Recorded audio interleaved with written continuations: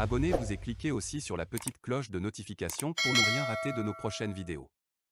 N'oubliez pas de partager aussi la vidéo et de la liker. Afrique N24. Communiqué de presse de la DMK du 12 mai. Relatif aux attaques terroristes au Togo. Sentinelle, où étais-tu quand l'ennemi djihadiste perfide sans foi ni loi rentrait par effraction dans l'antre de nos forces de défense et de sécurité sans que l'alerte ne sonnât? La souveraineté de notre pays, le Togo, a été violée, causant des dégâts humains et matériels importants. 8 morts et 13 soldats grièvement blessés et admis dans l'hôpital de référence de la région selon les différents médias. Aucune victime du côté des agresseurs.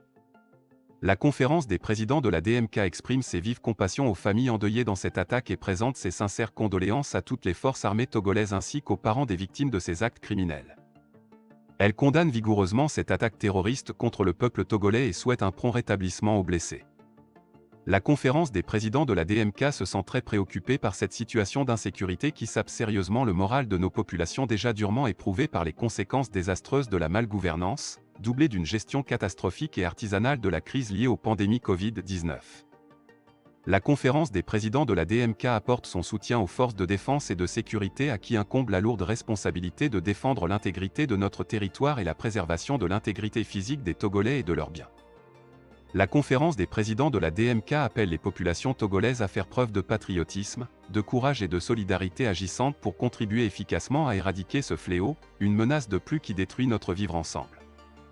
Elle en appelle à l'audace des hautes autorités militaires de notre pays à mettre en œuvre toutes leurs capacités humaines et matérielles ainsi que leur sens élevé du patriotisme et le renforcement du partage d'expériences sous-régionales avec d'autres forces en lutte contre ce fléau pour arrêter la progression de ces hors-la-loi. Elle a toujours défendu l'octroi des meilleures conditions de vie et de travail pour les FDS, ainsi que pour les agents de l'État pour plus d'efficacité et un meilleur rendement. Les forces de défense et de sécurité ont besoin du soutien populaire qui ne peut leur être garanti qu'en méritant la confiance du peuple qui lutte pour sa survie et sa liberté.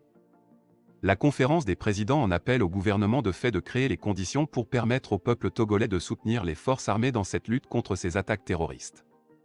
Le gouvernement de fait doit, à cet effet, prendre en urgence des mesures à même de juguler la vie chère, améliorer les conditions de vie des populations et solder définitivement la grave crise politique née de la dernière élection présidentielle de 2020. Fait à Lomé, le 12 mai 2022. La conférence des présidents. Likez la vidéo si ce n'est pas déjà fait.